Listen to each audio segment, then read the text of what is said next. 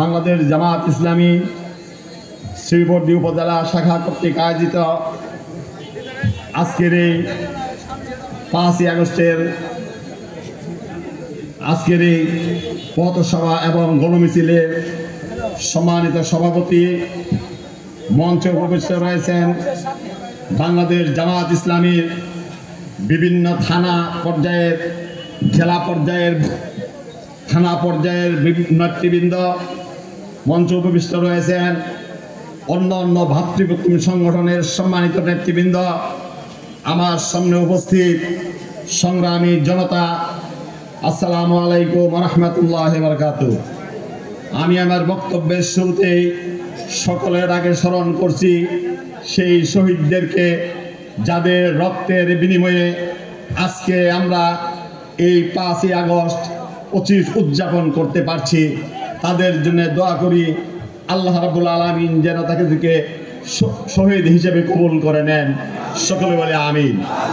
আমি সেই সাথে সাথে দোয়া করছি সেই সমস্ত দেশপ্রেমিক মুক্তিযোদ্ধা ভাইদের জন্য, যারা তাদের বুকের তাজা রক্ত ঢেলে দেওয়ার মাধ্যমে বাংলাদেশের একটা স্বাধীন ভূখণ্ড আমাদেরকে দান করে গিয়েছেন।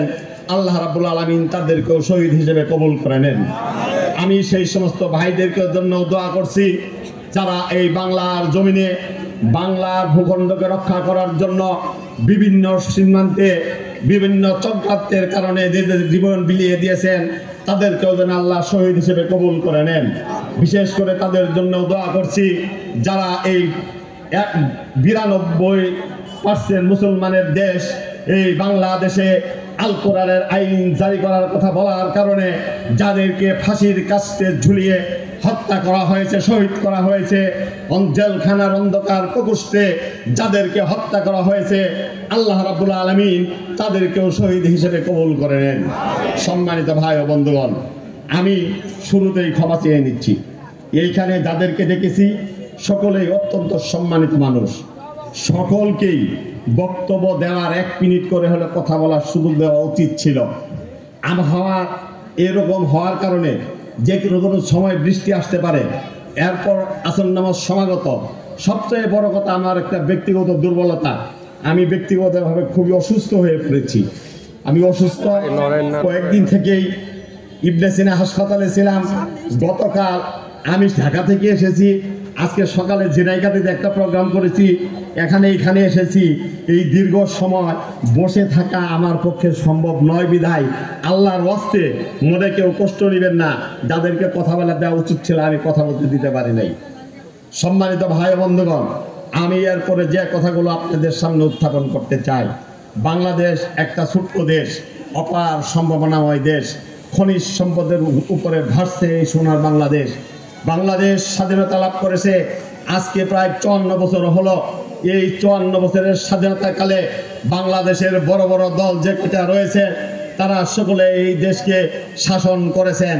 কিন্তু আজকে এই স্বাধীনতার 54 বছরের এই তিমিরে দাঁড়িয়ে আমরা যদি একবার আত্মপর্যালোচনা করি, বাংলাদেশ অর্থনৈতিকভাবে আগিয়েছে না পিছিয়েছে? বাংলাদেশ আজকে লজ্জার সাথে বলতে হয় দুর্নীতিতে বাংলাদেশ চ্যাম্পিয়ন হয়। সম্মানিত ভাই ও বন্ধুগণ, এই যে বাংলাদেশের এই অবস্থা, এর জন্য দায়ী কে? আজকে জুলাই যে গণ অভ্যুত্থান হয়েছে, এই গণ অভ্যুত্থানটা শুধু আমি জুলাই বলবো না, এই গণ অভ্যুত্থান বাংলাদেশের মানুষ, পোড়া কপাল মানুষ, বারবার এরকম গণ অভ্যুত্থান করতে হয়েছে। 47-এ করতে হয়েছে, 69-এ করতে হয়েছে, 70-এর নির্বাচনে করতে হয়েছে, 71-এর স্বাধীনতা যুদ্ধ করতে হয়েছে, 91-এ স্বৈরাচার বিরুদ্ধে আন্দোলন করতে হয়েছে। এই দেশের গণতন্ত্র প্রতিষ্ঠার জন্য, তত্ত্বাবধায়ক সরকারের জন্য মানুষকে রক্ত ঝরাতে হয়েছে। সর্বশেষ ফ্যাসিস্টের বিরুদ্ধে আমাদেরকে, আমাদের তরুণ তাজা ছেলেমেয়েরা তাদের বুকের তাজা রক্ত ঢেলে দেওয়ার মাধ্যমে এই বাংলাদেশকে পুনর্বার স্বাধীনতা অর্জন করে দিয়েছে। ঠিক কিনা? সম্মানিত ভাই বন্ধুগণ, একটি দেশ, আমরা একই জাতি, একই বর্ণের, প্রায় একই ধর্মের মানুষ, তারপরে ওইখানে আমাদের এটা আন্দোলন করা প্রয়োজন হয় কেন? তার একটি মাত্রই কারণ, সেটা হলো যারা আমরা এই দেশটাকে পরিচালনা করতে এসেছি। আমরা প্রকৃতপক্ষে কোনো আদর্শ নিয়ে আসি নাই। আমরা সকলে এসেছি নিজেদের ভাগ্যের পরিবর্তন করার জন্য, নিজের পরিবারের ভাগ্যের পরিবর্তন করার জন্য, নিজের দলের কর্মীদের ভাগ্যের পরিবর্তন করার জন্য, নিজেদের লোকদেরকে সুযোগ সুবিধা দেওয়ার জন্য।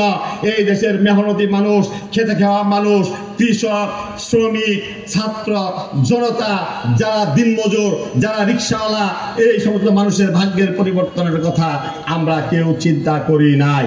সম্মানিত ভাই ও বন্ধুগণ, তাই বারবার আমরা যখনই বঞ্চিত হতে হতে আমাদের পিঠ দেওয়ালে ঠেকে গিয়েছে, তখনই একটা আন্দোলনের মাধ্যমে বুকের তাজা রক্ত ঢেলে যাওয়ার মাধ্যমে একটা পরিবর্তন আমরা এনেছি।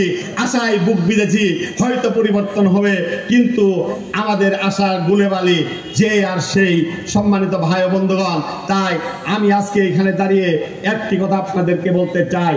এই যে বিপ্লব, আমাদের 5ই আগস্ট যে বিপ্লব সংগঠিত হয়ে গেছে, এই বিপ্লবটাকে আর যেন হাত ছাড়া আমরা না করি, এই ব্যাপারে আমরা সকলে শপথ নিতে পারি কিনা, কি বলেন? আমাদের নেওয়া উচিত। আমরা যদি বুদ্ধিমান হই, আমরা যদি জ্ঞানী হই, আমরা যদি শিক্ষিত হই, আমরা যদি সচেতন হই, তাহলে অবশ্যই বারবার আমাদের সন্তানরা আর কত রক্ত দিবে। সম্মানিত ভাই বন্ধুগণ, এই সন্তানদেরকে কেন রক্ত দেওয়া হলো? আন্দোলন শুরু হয়েছিল বৈষম্য বিরোধী আন্দোলন। কি বৈষম্য? সকল জায়গাতে বৈষম্য। চাকরি করতে যাবেন, এক শ্রেণীর এক গোষ্ঠীর মানুষ না হলে চাকরি দেওয়া হবে না। যোগ্যতার যাচাই বাছাই করা হয় নাই। আপনি কোনো অফিসারদের কাজ করতে যাবেন, দলীয় পরিচয় না দিলে আপনার কাজ হবে না। ভিন্ন দলের মানুষ হলে আপনার কোথাও কোনো মর্যাদা থাকবে না। এইভাবে কোঠার নামে কোঠা করতে করতে বাংলাদেশের প্রশাসন যন্ত্রটাকে মেধা শূন্য প্রশাসনে পরিণত করা হয়েছে।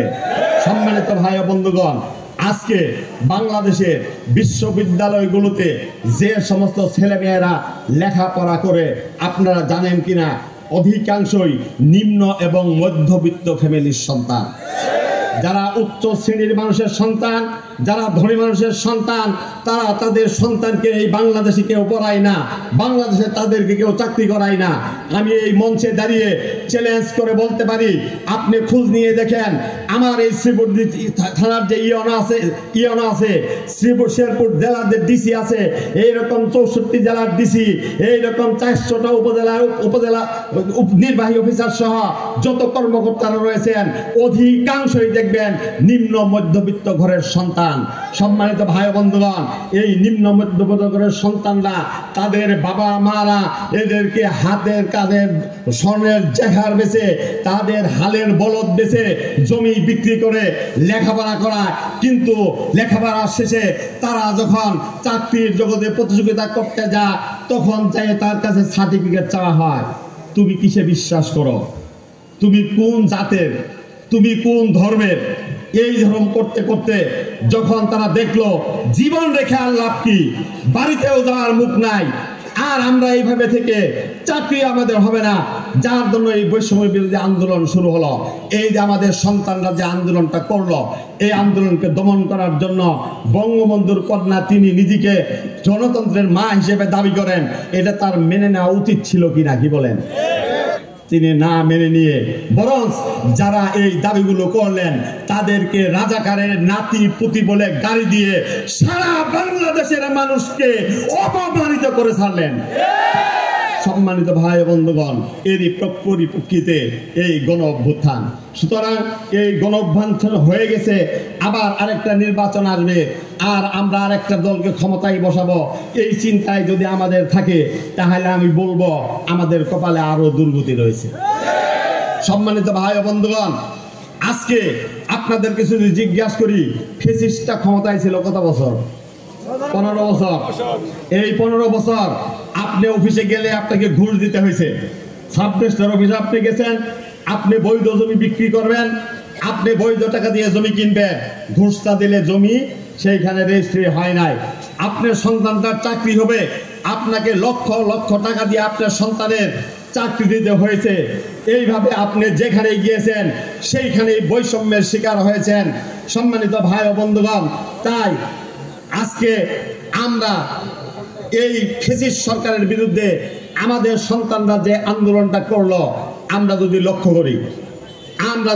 করি 15 বছর যেখানে যে অবস্থায় ছিল, টেম্পো স্টেশনে চাঁদাবাজি ছিল, সিএনজি স্টেশনে চাঁদাবাজি ছিল, অটো স্টেশনে চাঁদাবাজি ছিল, সাব রেজিস্ট্রার অফিসে চাঁদাবাজি ছিল, সরকারি কর্ম অফিসগুলোতে ঘুষ ছিল, বিচার সালিসিগুলোতে দুই পক্ষ থেকে টাকা খাওয়া হতো।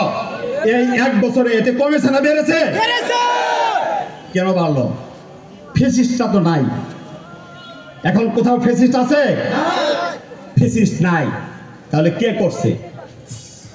তারাই করছে যারা আগামী দিনে ফেসিস্ট হওয়ার স্বপ্ন দেখছেন। সুতরাং আমি আপনাদের বিবেকের কাছে এই কথাটাই শুধু বলতে চাই, আপনারা কি আবার এই দেশে ফেসিস্টদের আসার জায়গা তৈরি করে দেবেন, নাকি চিরতরে ফেসিস্টদের আসার রাস্তা বন্ধ করে দেবেন? ভাইরা আমার, একবার মনে করে দেখেন সাইদ কিভাবে তার 2 হাত প্রসারিত করে বুলেটের সামনে বুক পেতে দিয়ে বুকটাকে ঝাঁঝরা করে দিয়েছে। মুগ্ধ বুলেটের মধ্যেও দৌড়ে দৌড়ে মানুষের মধ্যে পানি বিতরণ করতেছে। আমরা দেখেছি আমাদের মা বোনেরা আমাদের এই ছোট ছোট সন্তানদের মুখে খাবার তুলে দিচ্ছেন। আর আমরা দেখছি এক ধরনের পেটুয়া বাহিনী, ক্ষমতালোভী লোকেরা এদের উপরে নির্বিচারে গুলি করছে, ধারালো অস্ত্র দিয়ে তাদেরকে আঘাত করে করে হত্যা করা হচ্ছে। সম্মানিত ভাই ও বন্ধুগণ, এই 1 বছরেই কি আপনারা এটা ভুলে গেছেন? যদি ভুলে নাই যেয়ে থাকেন, এখনো স্মরণ করে দেই, আজকে নব্য যারা ফ্যাসিস্ট হতে চাচ্ছেন তাদেরকেও যদি চাঁদা না দেওয়া হচ্ছে, মানুষের দোকান ঘর ভাঙচুর করা হচ্ছে, মানুষের জমি দখল করা হচ্ছে। আপনারা দেখেছেন রাস্তার ভিতরে একজন মানুষকে মাথার উপরে পাথর দিয়ে কিভাবে মেরে মেরে হত্যা করা হয়েছে। শুধু পাথর উপরে পাথর দিয়ে হত্যাই করে নাই, লাশ টেনে এনে অন্যের দোকানদের সামনে রাস্তার মধ্যে ফেলে তার বুকের উপরে বসে লম্প ঝম্প করেছে। উদ্দেশ্য ছিল একটাই, সকলেই দেখে নাও, চাঁদা যারাই না দেওয়া তাদেরই পরিণতি এটাই হবে। সম্মানিত ভাই ও বন্ধুগণ, এর প্রতিবাদে আবারও যখন এই বীর যোদ্ধারা এবং বীর যোদ্ধার সহযোগী যারা এই দেশে যারা চাঁদাবাজ দেখতে চাই না, তারা সকলে মিলে যখন আমরা এদের বিরুদ্ধে প্রতিবাদ করলাম, চাঁদাবাজদের বিরুদ্ধে কথা বলা শুরু করলাম, তখন তারা আমাদেরকে নতুন করে ফ্যাসিস্টদের ভাষায় গালি দেওয়া শুরু করলো, আমরা নাকি রাজাকার হয়ে গেছি। সম্মানিত ভাই ও বন্ধুগণ, 91 সালে রাজাকার ছিলাম না, 2004 সনে রাজাকার ছিলাম না। সঙ্গে থাকলে সঙ্গী, আর সঙ্গে না থাকলেই জঙ্গি, এই থিওরি বাদ দেন। আপনাদেরকে চেনা হয়ে গেছে। সম্মানিত ভাই ও বন্ধুগণ, আমি আমার কথা আর ওইদিকে দীর্ঘায়িত করব না। আজকে এই মঞ্চে যারা এসেছেন, সামনে আমার যারা রয়েছেন, তাদের সামনে ছোট্ট একটা ইতিহাস তুলে ধরতে চাই। আমরা যারা ইসলামী আন্দোলন করি, আমি শুধু বাংলাদেশ জামাত ইসলামীর কথাই বলবো না, যত ইসলামী রাজনৈতিক দল রয়েছে সকল ইসলামিক রাজনৈতিক দলগুলোর একই কথা, আল কোরআনের আইন এই দেশে জারি করতে চায়, নাকি অন্য কোনো কথা বলে? আল কোরআনের আইন যারা জারি করতে চায়, এরা যেখানেই কেউ মেম্বার হয়েছেন, কেউ চেয়ারম্যান হয়েছেন, অনেকেই এমপি হয়েছিলেন, অনেকেই মন্ত্রী হয়েছিলেন, এই দুই গ্রুপগুলোর নামে 1 টাকারও কি কোনো দুর্নীতির অভিযোগ আছিল? 1 টাকারও কোনো দুর্নীতির অভিযোগ এদের বিরুদ্ধে ছিল না। সম্মানিত ভাই ও বন্ধুগণ, আমি আজকে আপনাদের সামনে এই কথা বলতে চাই, আমরা দুর্নীতি করতে পারবো না, কারণ আমরা রাজনীতি করি কার? আল্লাহ রাব্বুল আলামিনের আদর্শকে বাস্তবায়ন করার জন্য, রাসূল করিম সাল্লাল্লাহু আলাইহি সাল্লামের আদর্শ বাস্তবায়ন করার মাধ্যমে মদিনার ইসলামী রাষ্ট্রের মতো একটা সোনার রাষ্ট্র গড়ে তোলার জন্যই আমরা মূলত এই রাজনীতি করি। সুতরাং আমরা রাজনীতি করি এই দেশকে গঠন করার জন্য, দেশের মানুষের কল্যাণের জন্য, দেশের মানুষের ভাগ্যের পরিবর্তন করার জন্য। এই কারণেই যারা আমাদের সঙ্গে রাজনীতি করতে আসে, আমরা তাদেরকে নিজে কি ইনকাম করে খাবে সেই প্রশিক্ষণ দেই। আমাদের কওমি আলেমের যে সমস্ত ভাইরা রয়েছেন, তারা এমন শিক্ষায় শিক্ষিত হন, তারা গ্রামে গ্রামে যেয়ে কওমি মাদ্রাসা খুলে বসেছেন। এই কওমি মাদ্রাসাগুলো আপনি দেখেন ছাত্রই ভরপুর হয়ে গেছে, ইনশাল্লাহ, গেছে না? কেউ কি ভাতের অভাবে মরেছে? পানি। কেউ কি ভাতের অভাবে মরেছে? ভাতের অভাবে মরে নাই। এইভাবে আমরা যারা পানি চাইছি,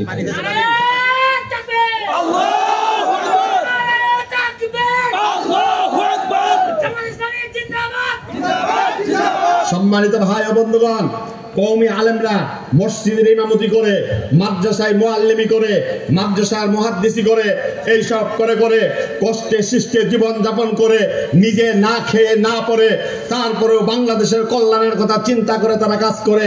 বাংলাদেশ জামাত ইসলামী যারা করে, বাংলাদেশ জামাত ইসলামী তাদের সন্তানদেরকে শুধু একজন আদর্শ সন্তানই নয়, তাকে একটু যোগ্য নাগরিক হিসেবেও গড়ে তোলার জন্য চেষ্টা করে। তার একটি ছোট্ট ফিরিস্তি এই শ্রীবর্ধী উপজেলা থেকে আমি আপনাদের সামনে তুলে ধরতে চাই, আমরা কেমন আদর্শিক সন্তান তৈরি করি। সম্মানিত ভাই বন্ধুগণ, আমি সর্বপ্রথম এই খাতে আজকে আমাদের সামনে যিনি